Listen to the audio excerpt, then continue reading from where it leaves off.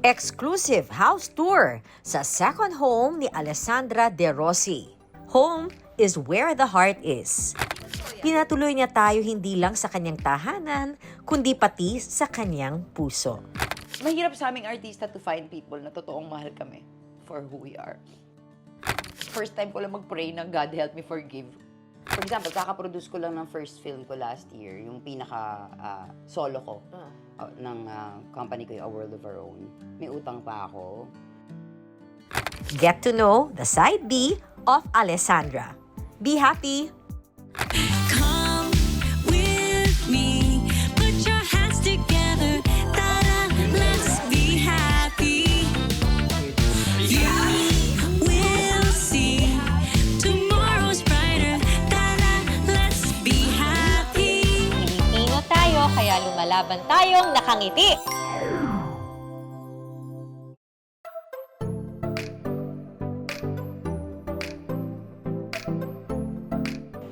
Pag sinabing Alessandra De Rossi, parang daming sikreto. Pero ngayon gusto ko malaman ano ang kanyang sikreto. Pasukin natin ang mahiwagang aparador. Ay! May isa pa. Door number 1 and door number 2. Come in. Hindi lang si Alessandra ang takbuhan to, pati ako rin. Puntahan ko rin to. Oh, wow!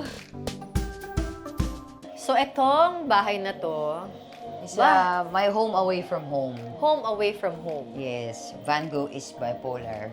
Punta kayo, ayan. Ayan, ako to. Huwag kayong magugulat. Siguro 2011, yan. So, itong painting ko, napangitan ako sa kanya. So, nilagay ko sa shower, ginanong-ganong ko. Tapos, hiningi na lang siya sa akin dahil maganda daw. Pero, personally, hindi lang ako nagagandahan. So, nagpipaint ka, Nag-try lang ako susulat kang before. kanta, nagsusulat ka ng playwright. Well, yung painting, tinaray ko lang kung kaya ko, kung marunong ba ako, ganun. Kung magagandahan ba ako sa gawa ko. Parang hindi naman. So, parang try lang, In ganun. passing lang. Tapos na-realize ko makalat siya. Ah. Yung di ako si Miss, okay, liligpit ko na to lahat. Ang nangyayari sa akin is, babalikan ko yan pag nasa mood na ako ulit. Tapos matigas na lahat ng brush mo. And you're like, hindi to para sa akin. Kalat ako mag-isip. Yeah, so yun. Dito yung personal chef namin. Hello, ako po yung personal cook ni Alessandra De Rossi. Yan. Pero may time na naalala ko yung pinakamasayang hindi alam ng mga guests. Ano yun? Kasi madalas nagpupunta yan, pero minsan ayaw niyang magpakita sa tao. So, nandito siya sa kusina. At siya yung, may one time lang naman Naghuhugas to ng nangyari. pinggan. Siya yung naghuhugas ng pinggan. So comic relief siya kasi, nakakatawa dahil ine-enjoy niya yung feeling na hindi alam ng mga tao na nandito siya at kung ano-anong pinagagawa. Oo, nagtatago.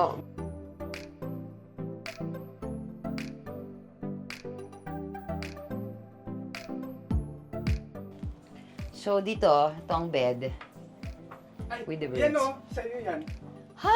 Itong kumot. Ay, talaga ba? Kumot mo to? Hindi, actually kurtina to.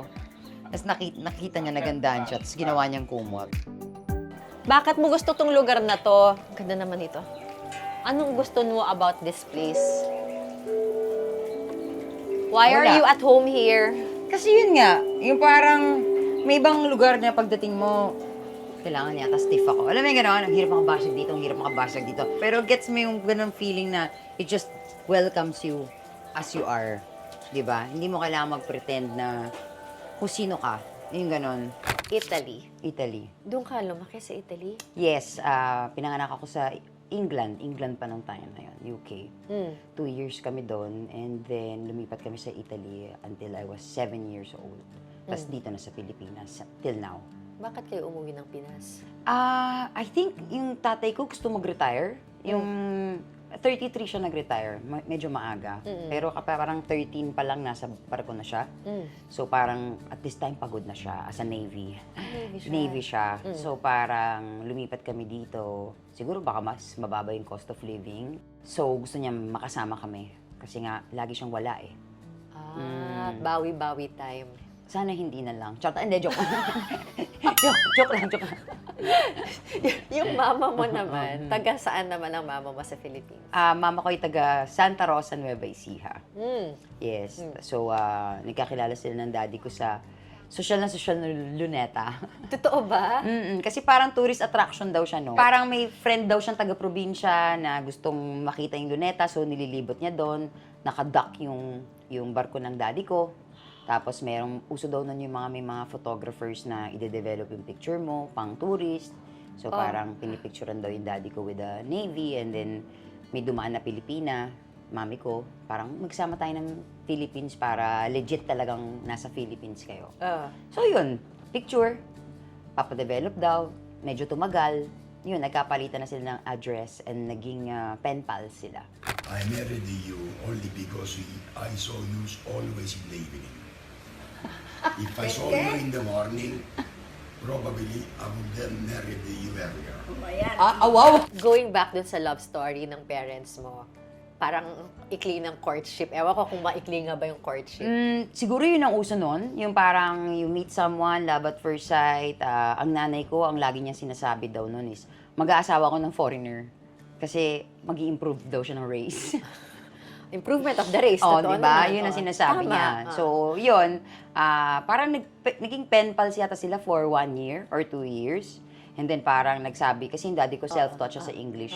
So, parang sinabi niya sa mom ko na, nahirapan na ako mag-English.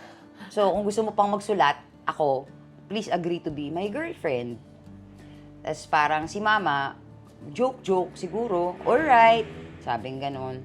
Ayun, may telegram na daw 2 weeks later na sunduin siya sa airport at magpapakasal na sila.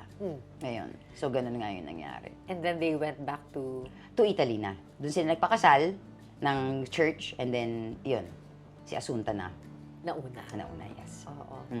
Paano pumasok sa showbiz? Siyempre, nakilala na kayo bilang artista because of your sister first, no? Yes. Parang ano lang, kasi si Asunta nung bagets siya, ang laking bulas niya talaga eh. Alam mo yung gano'n. Tapos, haba ng pilik mata, tapos medyo may ganun, may wave yung buhok niya eh. So, parang pag pinapakilala, ito mga anak, ay, ang ganda naman ito. Naku, ba't hindi mo man pag-artista? Yun ang uso nun, basta maganda ka, artista ka, di ba? Hanggang ngayon naman, charot. So, parang mas ganon, yung hinanapan siya ng place, kung saan siya pwedeng matutong makipag-socialize, kasi sobrang quiet niya eh. Super duper quiet. So, ako yung sumasama sa likod, nangungulit, ganyan. So, kung ano man yung natututunan niya, natututunan ko din. Pero hindi ko siya trip. Hindi mo trip yung... Kasi parang pagbata ka, pasasayawin ka. Hindi ko trip eh. Hindi ko siya gusto. So parang kung ito yung pag-aartista, hindi ko siya bet. Yung pagiging Parang- performer. Parang nilalagyan ng jukebox tapos di switch yung... Yes! Tapos ang pangit nung kanta. Yung ito ba talaga siya ang pangit naman. Ganon. Wala bang mas yung ganun ako nung bata ako. Tapos yun, nung napunta na sa acting, parang, parang yan yung gusto kong gawin. Yun. So kaya sumunod na rin ako.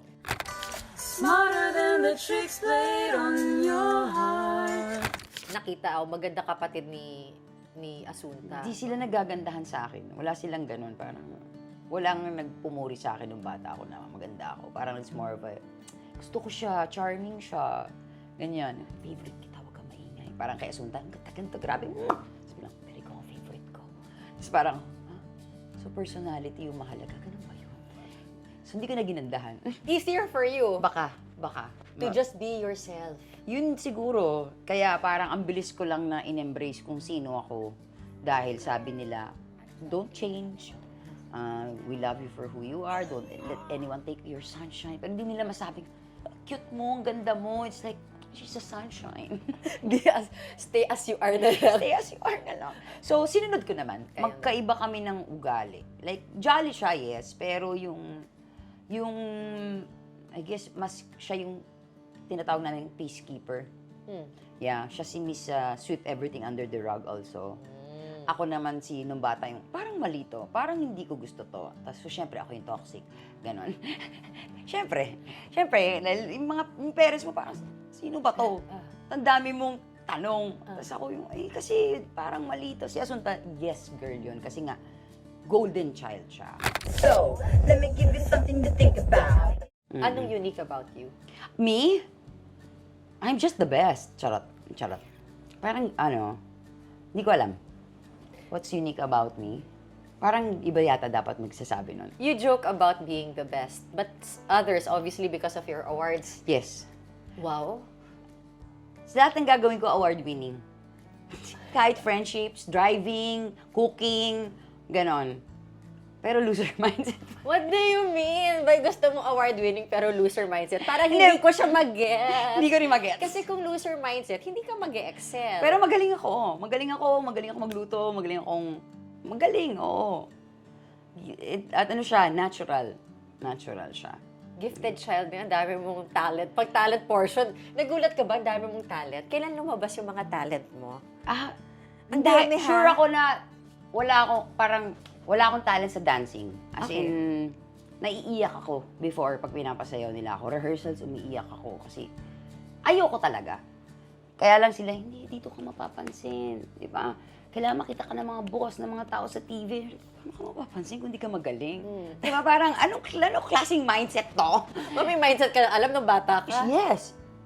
And ako yung toxic. Ah. Kasi nagrereklamo ako. Kasi umaalma ako, sinasabi ko na, I don't think dapat ko siyang gawin. Pero sila, syempre, parang, ba naman tong batang to, daming hanash. So, excellent has always been there.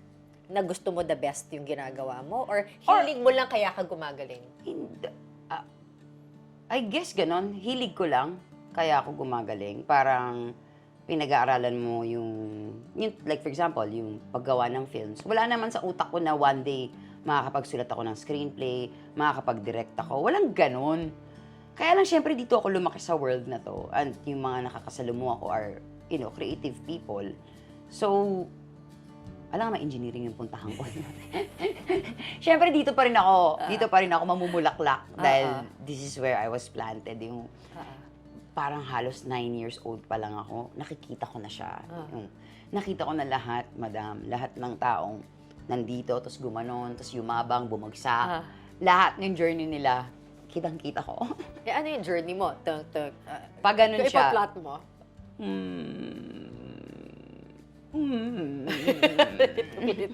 very elusive. Oo. Parang hindi ako sabi nila, strike while the iron is hot. Hindi pa rin ako ganun. Yung pag hindi ko feel. Alala ko yung kita-kita. Yes. That was a very big, I'm sure dami mong offer nun. Yes. Bongga. Bongga. But, may but. Hindi ko type. Hindi ko type to, hindi to para sa akin. May mga eksena dito na hindi ako naniniwala. Ito, hindi ko gusto yung ganon. Hindi ba importante sa yung ekonomiya? Na, uy, opportunity to, kikita ako, star ako. Hindi. Or baka ang lakas ng loob mong to turn down projects? Hindi mo ba kailangan kumita? Kailangan. Kailangan kong kumita. Lalo na ngayon Guys, may post-production ako ng film, di pa tapos. Of course, kailangan kong kumita. Pero, alam ko kasi na pag hindi meant for me, yun nga, everything's gonna be there forever. Lalo na with the internet. So, kung pagsisisihan mo lang siya one day, huwag mo na siyang gawin. Magutom ka na lang, Alex. Parang gano'n. Ba't ganun yung paninindigan mo? Ewan ko. Siguro, si God, parang pakiramdam ko is, I have to make sure na I can glorify God through my job. And yun nga, huwag masyadong magpakita ng mga bawal.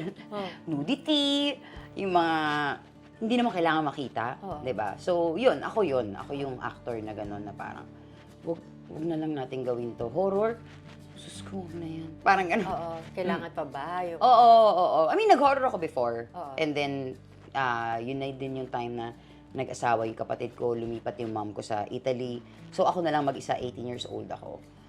Sa bahay. Ayoko ng horror. Diba? Parang hindi ko yata kailangan to. Parang gano'n. Trauma. Parang hindi ko kailangang i-invite tong negative emotions na ganito. Parang, kasi I'm living alone. But when you think about it, parang may ginagawa kang tama, no? Kasi napapansin yung talent mo, yung hindi man popular yung mga ginawa mo. Wow, may nakapansin sa'yo. Ang weird. Alam mo yun, akala ko nga forever ganun lang ako, yung sa background lang, which I truly, truly loved, by the way. Yung ganon. And then, biglang, boom. Alam mo yun, There was a time before kita-kita yun eh, parang, shoot na ba yung kita-kita nun? Hindi pa yata. Parang nagkasama kami ni Piolo sa isang project. And then, one night, nilapitan niya ako. Tapos tinanong niya ako, sabi niya, ano nangyari sa'yo? Sabi niya, ano nangyari sa akin? Sabi niya, kasi parang sabay tayo nag-start. Azucena, Lagarista, parang 1 month apart lang yun eh. Ano nangyari sa'yo? Parang where Saan are ka you? nagpunta? Oo, where are you now? What do you mean? Sabi ko, nandito lang ako. Hindi, I mean, ba't di mo ginamit yung talent mo? Ang galing mo kumanta, sabi niya. Ba't di ka nag-asap? So sabi ko, ang pangit ng mga kanta. So, hindi bagay sa boses ko. Alam mo yun, yung parang, pop is not my thing. Alam mo yun, kung di ko lang din mabibigay yung best ko, matutulog na lang ako sa bahay. Tapos parang, sabi niya, I think you deserve more than what you have. Saka have more than what I deserve. I've always believed that. And then, sumabog yung kita-kita a year later. Usap kami ulit. Sabi ko, ano, Papa P? Humabol. Humabol yata ako. Paano to? Parang pantay na tayo. Ganon. Ganon lang pala yun, no? Yung, andito ka lang, dormant. Tapos, yun. Pero yun nga, parang, to sustain, hindi ako handa pala nung time na yun. Parang ganun. Paano? Tell me. Like, syempre kasi sanay ako ng dinadaan-daanan lang, di ba? Parang, uy, siya ganito. Hindi ka nga kilala, asunta nga tawag sa'yo, di ba? Yung parang, they know you. Mayroong mga, alam ko magaling kang artista. Yung, ganun kasi yun, di ba? Like, even pag nanonood tayo ng mga Hollywood films, di natin alam yung mga pangalan nila. Pero pag effective yung actor, hindi mo na siya makakalimutan. Actually, di ba? totoo. Alam mong, ay, magaling to. Manonood ako. Pero Parang ganun. ang maganda nga makalimutan pangalan mo, character mo lang. Yes, kaya ganun lang sila. Yan, alam ko magaling ka, ganun. Pero syempre, after kita-kita, hindi siya alam ko magaling ka. Napanood kita, talaga, literally. So parang, alam mo yun, yung... You were seen, actually, sa kita-kita, Zay. I was seen. Actually. Oo. That was major. Mm-mm. Asan ka na ngayon? Andito lang. Sabi ni Papa P, asan ka na ngayon? At this point, andito lang ako. Iba na pinag-uusapan namin, production. Kasi meron siyang Spring Films, meron din akong sariling production. So mas, Alex, ito mga ayusin mo nga yung mga ganon. Ba't mo pinili to? Sabi mo, kailangan mo ng pera. Pero sakit ng ulo, artista na nga lang before, papasukin mong project, hirap ka na. Tapos papasukin mo pang mag-produce. Papunta na kasi ako sa gusto kong, alam mo yun, sa likod na lang ako. Bakit naman? Tanda ka na, ganon. Tapos, Eh, di ba na role mo? Tanging mother? Diba? No, but, no, seriously, gusto mo talaga sa likod na. I mean, Meron wala na bang ganon, yung gusto mo lang mag-create, gusto mo lang gumawa ng maganda. But isn't it a gift to give life to a character? It's a gift. Oo. Gusto ko yun. Kaya lang, syempre, aminin na natin, ang nag-hit lang naman ay, break up, kilig-kilig, whatever. I think I'm too old for that. Special story na lang siguro, if ever meron. Pero, hindi naman na masyado nag-focus sa mga age namin. Kakaproduce ko lang ng first film ko last year, yung pinaka-solo ko ng company ko, yung A World of Our Own. Totoong A World of Our Own siya. Like, ako lang pala talaga mag-isa dito. Ganon, guys. Sabi nila, magtira ka para sa sarili mo. Nakalimutan ko yung part na yon. Hindi ako nagtira, even sweldo ko, whatever. May utang pa ako. Ang tagal ng tulog ng pera, 1 year na. Yun nga, parang inuubos mo, you're very risk taker ka, parang ganun yung dating. Pero ngayon na 41, with more wisdom na rin, more paso na rin in the past, meron bang babaguhin? Or gustong baguhin? Or bahala na? Ito na ako eh. Ayoko yung ito na ako. Ang sad nung ganong klaseng pag-iisip, di ba? Kasi marami akong kilalang ganon, yung ang tanda na nila. Tapos ganito na ako eh, parang good luck to you. Di ba? Siyempre, we wanna grow every day. We wanna learn something new. We wanna adapt sa kung anong nandyan and learn, for example, yung katulad kong tao, parang boundaries yung kulang sa akin. Yung parang, ang taas ng tingin ko sa lahat ng tao, up until they disrespect me. Yung parang, dapat pala, umpisa pa lang may konting, alam mo yun, this person can fail me, can betray me. Hindi ako ganun mag-isip. Sino na lang natira sa imperfect world na totoong pinagkakatiwalaan mo? Happy ka ba? Para wag ka mabitin, please like and subscribe to our channel para makagawa pa tayo ng mga inspiring at nakakahaping mga content. And don't forget to click on that alert button. Now na, maraming salamat! Be happy! Konti na lang. Konti na lang. Dati ang laki ng circle ko. Ang laki-laki. Tapos parang feeling ko, that was the way to go. Yung parang, ang dami nagmamahal sa akin. Tapos love ko silang lahat. And they all love each other. And hindi pala totoo yun. Pero marami ka pa rin pagmamahal na maibibigay. Sobra. Sobra. Yun lang, parang, ayoko na lang siyang i-waste.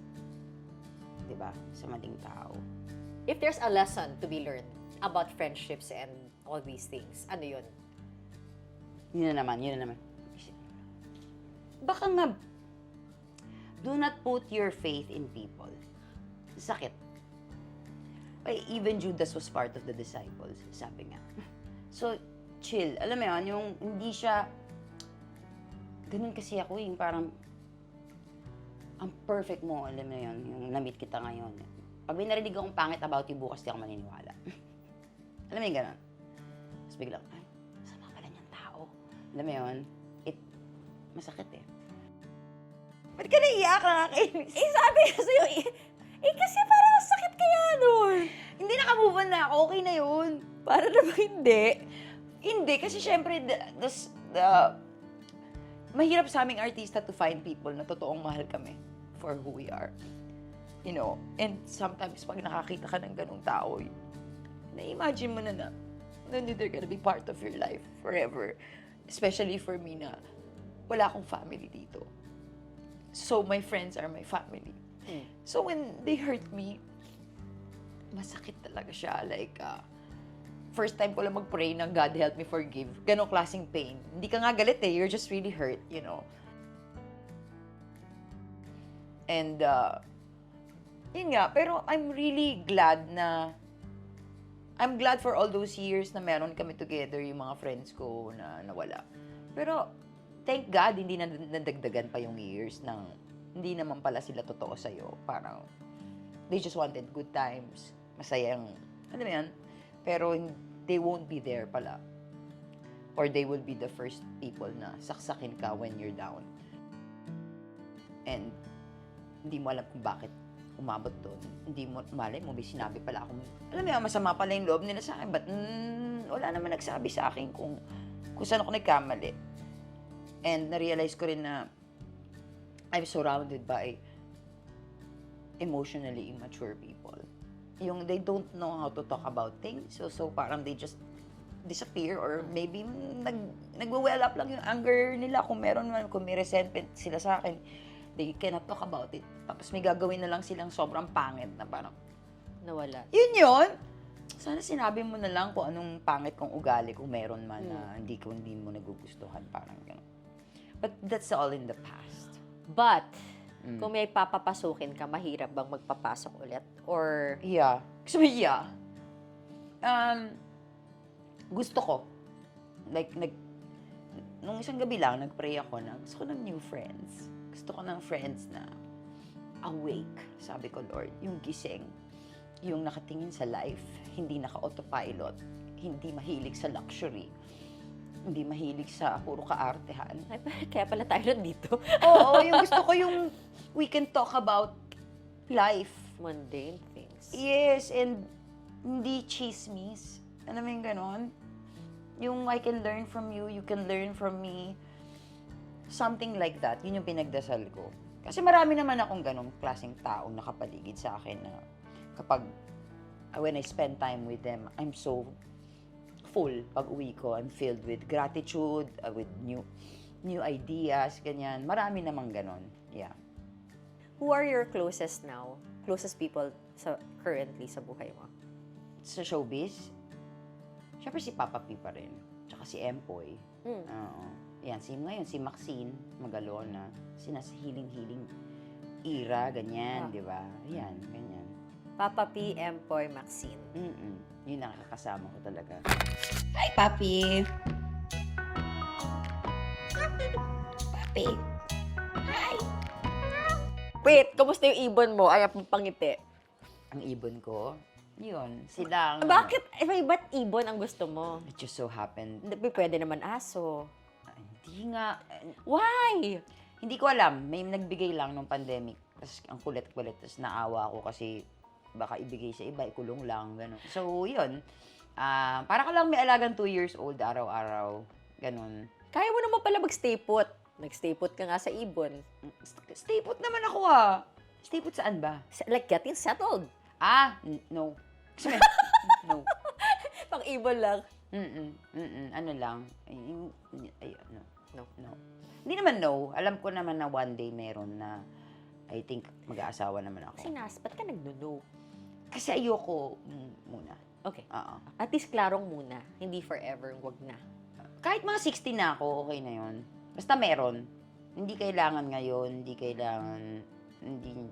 wala akong hinahabol. Okay, let's not talk about a certain personality. You're single now? Yes. Okay.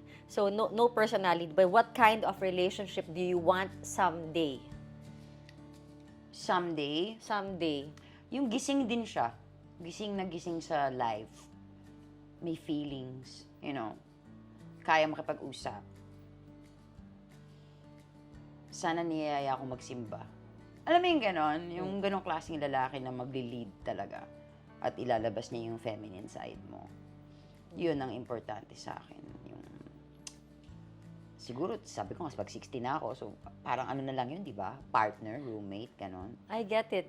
Like to be the stronger one next time. To be the stronger one. Kasi ang hirap eh. Although I'm really strong, so I'm I'm a handful, charot. Pero kung sa kailangan ko ng in love sa life. Hindi sa luxury. Hindi sa gusto ko ng ganito, gusto ko ng ganyan. Shut up. Kasi shut up. Punta na lang tayo sa ganitong lugar and let's have fun. Alam mo yung gano'n, yun yung siguro hinahanap ko.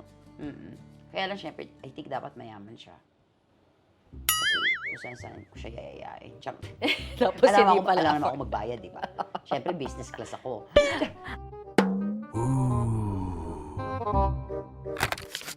Italiano nga. Anong gusto mong sabihin ko? Nakausapin mo mga bashers mo. Bashers, hindi ako mag-bash in Italian. Oh, they say nice things in Italian. Hindi ko na alam, honestly. Nahirapan ako. Te amo. Ti amo.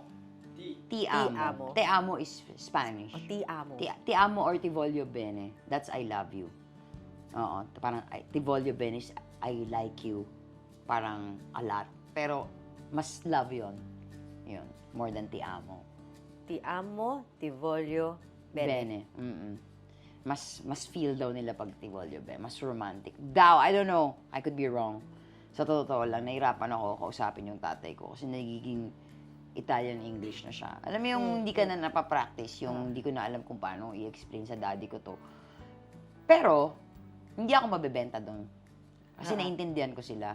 Pero hindi na ako masyadong makapagsalita. What's your relationship with your papa naman? How would you Okay describe naman. Proud naman siya sa lahat ng ginagawa ko. Proud naman siya. Proud talaga siya. As in, siya yung nagsasabi sa mga kapitbahay na may palabas akong pelikula. Yung gano'n. Siya, si Alessandra, yung anak ko. Nasa Netflix, gano'n. That's my dad. Proud na proud siya. Like yung first award ko, yung Pugliese Nel Mondo, yung mga taga-Puglia na nagdadala ng honor. Buong region yun. So, syempre, di ba? Bilang tagal na niyang retired, yun yung mga small wins niya. Small wins. Yes. Di ba? Ano ang pinakamagandang award na nakuha mo sa buhay mo? Yung award ng parents ko sa akin. Charot. Siguro baka yung urian. Yung urian ko. Kasi nga, ang tagal ko sa kanilang forever nominated. Tapos, nung time na nanalo akong Best Actress, pandemic. So, walang award ceremony. Tapos parang, kailangan pre-recorded yung speech. So, pero yun, special yun kasi nga, ang daming naghintay nun for me. Tsaka yung actress ng dekada ng Urian. Binigyan nila ako. Kung ayusin mo yung acceptance. Girl, ngayon tanggapin mo. Resist ka ng resist sa lahat. But now, I want you to make your acceptance speech for all your recognition. Thank you po. That's all. wala akong gustong, thank you. Anong boto mo? Moto ko? Ewan ko. Di ba ng bata, yung do your best and God will do the rest? Pwede naman. Ganun pa rin eh. Di ba? lang. You do your best, you hope for the best. Excuse me, no pets allowed. Ay, hindi. Bag to. Alis na ako. Dala ka ng gamit ko yung aso ko. And that's the other side of Alessandra De Rossi. Be happy! You